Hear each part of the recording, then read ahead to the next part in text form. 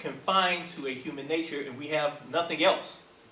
And so we are under the laws of this universe. God is not under the laws of the universe. God can, by nature, act supernaturally. God can do things that natural beings cannot do. We do not ask how, as Imam Malik said. How does God do what he does? How does an immaterial being rise over a throne? We affirm he does. We don't know it. We don't ask how, because we can't understand how. And as I stated in my opening statement, if you came here wanting an explanation of the nature of God that conforms to your ability to make sense of it and answers all your questions, then you will never know the nature of God. Because God transcends your ability to sense. He transcends your ability to imagine. He transcends your idea of what's possible. What's impossible for man is possible for God. God did not, in the incarnation, if you simply Google the word incarnation and look at it and look at any legitimate Christian website, you will see in the definition, nowhere in our definition of the doctrine of the Trinity or the doctrine of the incarnation do we state that God gave up his divinity, reduced his divinity, chopped his divinity, and only put a piece on earth and left a piece in heaven. This is not the doctrine of the incarnation. So this objection does not refute the doctrine of the incarnation, because it doesn't address the doctrine of the incarnation. And just real quickly, let me read a quote from a Messianic scholar, Michael Brown, who said, first, the Midrash, the homiletic commentary of Psalm 91 in his writing, at the moment that Moses finished building the tabernacle, a great question arose. How could a tabernacle with walls and curtains contain the presence of the Almighty, the Master of the universe himself displaying? The entire world cannot contain my glory, yet when I wish, I can concentrate my entire essence into one small spot. Indeed, I am most high, yet I sit an unlimited refuge in the shadows of the tabernacle. God can do as he wills. God is not under the laws of the universe, and God can do what we cannot do. Okay, I will say, gentlemen. Just make one quick comment real fast. Okay. The only thing is that when God becomes incarnate, he becomes bound by those wills. That's where the bone of contention is. Once he becomes a human being, he becomes bound. He has to give up godhood because now he's a human being. And that's just on that point. Okay. Yeah. Let's have a crossfire, right? Point, counterpoint. You know what? I'm going to stay to the format, and I'm going to allow people to ask their questions. On that note. We can talk about it at lunch. All right. There we go. There we go. We've already worked it out. In the interest of time, just to let us know, each of you have 5 minutes to make your final statement. So Okay. we're beyond, so I hate to be the bad guy here, but we may want to, because we have another debate as well. So. Maybe take 3 guys' questions. Because we came for questions, so only get them questions. Okay. I'll forfeit some of my time for closing remarks. Okay. To give the people questions. So if anybody has some questions, you can. Okay, we're going to let these two, well, you've been waiting, and the gentleman here. So let's just cut it there. We'll make that definitive, there we go. Go right ahead. All right. Once again, my apologies for taking up the extra time. But this is my question to CL. If Jesus is God and kind of his incarnate form, do you think he is a fair exemplar for mankind? And kind of to explain what I mean by that is, we can both, all three of us can agree that, God did not send an angel down because, that would be comparing apples to oranges. You can't send down an orange to teach apples how to live, right? So what I mean by this is, did Jesus as God struggle to obey God? Did he kind of go through the same struggles we did? And that's kind of what I mean by, is he a fair exemplar for humanity? Good question. When it comes to the obeying the will of God, obeying the will of his Father, the Son, the incarnate Jesus Christ, did not struggle. Jesus, as both the Quran and the Bible agree, was blameless. He came into the world blameless. He incarnated blameless. He was born blameless. And all through his 33 years of life, he was blameless. Now, there are human struggles that come with being a human being. There's struggle when you walk from one place to another place, when you wake up in the morning. These type of things that are common to man. They were even common to Adam before he sinned. But as far as struggling to commit a sin, this was not within Jesus, because Jesus did not have original sin or that principle in him. He had no human father, so he had not the biological or the spiritual heritage of the sinful, fallen Adam within him. That made him a perfect sacrifice to redeem man from his sin, a second Adam, so to speak. Okay, good. Sir, we'll finalize the question with you. Sure. Yeah, before I'll just talk about a minute about myself, my background. I'm from India, and I was educated in a Catholic school, so from kindergarten to high school. So I had read, the Bible. It was compulsory, for us to study the Bible. And my girls, graduated from Ladywood High School, two of my girls. So I've got a lot of good friends, and Christian friends. My question, from my, studies in the past, there is, the Bible uses a lot of sons are mentioned in the Bible.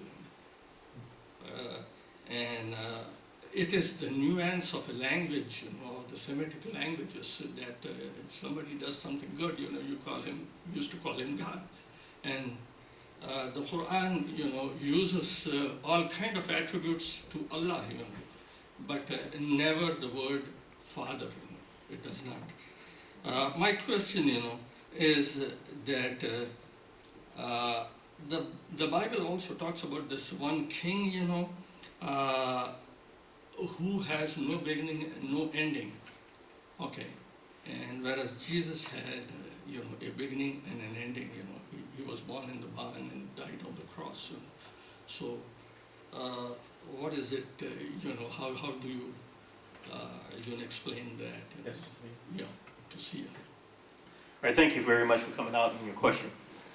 Yes, and as I stated earlier about language, words take on a meaning in a context. So, for instance, if you go get a dictionary and you look up a word, you might see 1, 2, 3, 4 entries for a word. Now, the first entry is not the only definition or use of the word. There are other definitions and uses of the word. So the word son is used repeatedly in the Bible, but we understand how and what that means by the context. For instance, in the book of Job, it talks about the sons of God came to God and the devil was among them. This is speaking about the angels. It talks about God adopting the believers as sons of God. This is talking about human beings who have been regenerated and reborn, and now that they are in the family of God and they're sons of God. And it talks about Jesus being the Son of God. Well, the difference between all of these three and the way that we can make the distinctions is the characteristics and the context that the word is being used in. There's certain characteristics and contexts and qualities of angels. There's certain characteristics and contexts of when we speak about human believers, simply human believers. And there's a certain quality and context when we speak about Jesus. Jesus is the unique one. And the Bible in the Greek language actually specifically calls him the unique one. The unique Son of God, in saying that he is of the same essence of the Father and the Spirit. They are one. Jesus did not begin at the birth of the incarnation. Jesus pre-existed the incarnation. As John 1:1 says, in the beginning was the Word, and the Word was with God, and the Word was God. This is before any material thing existed. So, again, as I said, this sonship and fatherhood of God is a description of something that is supernatural. We're using regular human language to describe something beyond regular life. As far as what you talked about, this mentioned in Genesis and later again in Hebrews about Melchizedek, the writer of Hebrews uses Melchizedek to try to explain to people the nature of Jesus. And he talks about Melchizedek having no beginning and no ending. This is figurative language. And the way we know that it's figurative language is the context and the setting that is being used in. If you read the whole entire chapter, you can see this. This Melchizedek came on the scene in Genesis, and he came to Abraham out of nowhere. And he came bearing bread and wine, and he accepted a tithe from Abraham, and he blessed Abraham. And the writer of Hebrews was likening Jesus' office as a priest in the new covenant to this Melchizedek, who was a priest before Moses and the Mosaic priesthood. So it's talking about that, and that's the context of it. So I hope that answers your question. And I don't know if you have anyone else. All right. Just make one quick comment there. I will allow that, yes. Very fast. Just the idea of Jesus being the unique son opposed to other sons in the Bible. Just in the Song of Solomon, chapter 7, verse 2, God declares to David, "This day have I begotten thee." So in John 3:16, it says, "For Jesus was the only begotten son." But yet in the Old Testament and in Psalms, God tells David, "I have begotten thee this day." So it appears that Jesus wasn't the only unique son to God according to the Bible. Just something to consider. Well, gentlemen, let's make an executive decision. Each of you have been slotted for 5-minute final comments. Do we want to stay 5 minutes apiece still? We still have another debate to come, so how would you want to do that? Let's just make it like a minute or two. Okay. Well, Well, how about- close out and get it done with, and we don't have to take the whole 5 minutes. CL 2 minutes and Yeah. Aqil 2 minutes. Yeah. So we'll start. Let me get the clock going here. So you can come up to the microphone. Sure. Thank you, everybody, for your participation and your flexibility. And let me find the clock here. And you start right now. 2 minutes. Okay, thank you all for coming out. We're running a little bit ahead of time, and that's just because of what I said in the opening statement, that this is a very deep and complex subject. It's hard to stuff it into an hour and 20 minutes or an hour and a half, but we've tried our best to honor you and respect your time. As I stated in my opening statement, my primary main point is that human beings are limited. God is unlimited. We cannot know the nature of God unless God orchestrates and engineers a supernatural event to transcend the supernatural into the natural. And this happened and occurred in history. This is not just a vision of someone. This was not just an esoteric experience of someone by themselves or with some type of spirit. This is not someone in transcendental meditation transcending the universe. This is a historical, tangible fact of Jesus Christ. And the seal of approval, the seal of the truthfulness that Jesus was the Son of God. He was declared Son of God with power through the resurrection. The greatest event that ever took place and ever will take place in history. And nothing else compares to it until the descent of Jesus when he returns. And he will govern over the earth with the perfect will of his Father, and everyone 30 will submit. seconds. So thank you again, and I hope you learned something, and I hope you took good notes, and you remember everything that's said, and you contemplate what is said. And I pray that God, the Father, Son, and Holy Spirit open up your hearts and minds to the truth. Thank you very much. Okay, great. Thank you very much, CL and Aqil. We'll reset the clock for 2 minutes. We will have a quick break right after this, I think, and then we'll go to our next debate. So thank you for attentiveness. And the clock is running. Bismillah. Thank you. Thank everyone here for joining. Quickly, see how he emphasized again, even in his closing statement, that human beings are limited and God is unlimited. The problem or disconnect here is that when you say God became a human being, you're making God limited like human being. You're taking God away from being God and you're making him human. You can't have God as a human being yet still unlimited, because human beings are not unlimited. So you can't, as they say, have your cake and eat it too. Either he's a human being who's limited, or he's God who's unlimited. But you can't have both. That's an impossibility. It's impossible. And we can say that what's impossible for human beings is possible for God, but it's not possible for God to be a human being when you're denying him of his rights of being God. You're denying God of being God when you say he's human. Humans are limited, God is unlimited. You're denying him being God. You say he's limited. So you have to keep that in mind. you can't have it both ways. It just can't be. We looked at 7 points. And I believe that I showed from these 7 points that these 7 points and more, they belong to God exclusively. And I looked at them from a textual point of view, not just theoretical or logical point of view, but I showed from the text that these belong to God exclusively, and no one else can have these 30 qualities, seconds. not even Jesus, peace be upon him.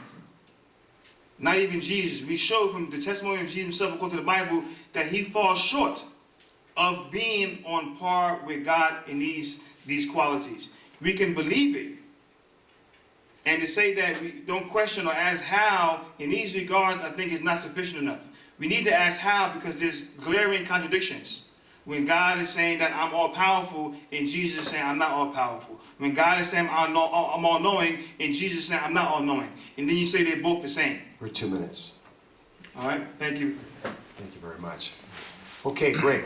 So we got through our first debate, and that again, the topic was, what is the true nature of God? Secondly, our next debate, gentlemen, is Islam or Christianity, which faith provides true reform? Islam or Christianity, which faith provides true reform? Are we going to go ahead and stick with the same amount of minutes per? Okay. Same format. Okay, so we may go a little past 12, I think, but we'll start right now. And actually, Aqil, you're going to be up first? Yeah, but did you want to have a couple minutes for a break? Yes. Let's take a minute or two.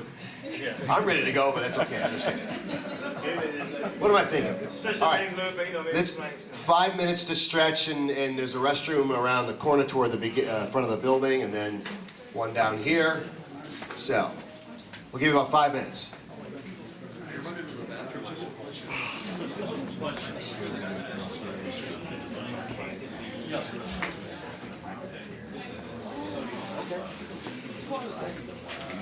That'd be great. We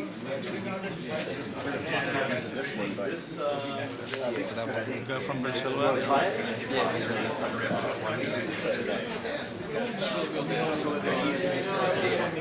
Yeah, that saves some time and they can get in more.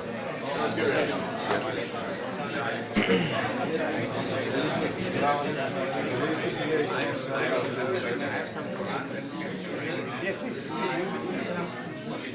Just stop, right? No, I ain't stopped. No, stop it now. And then when we start the next one, then we can continue. Just stop it here. I ain't stopped. Just press the same button.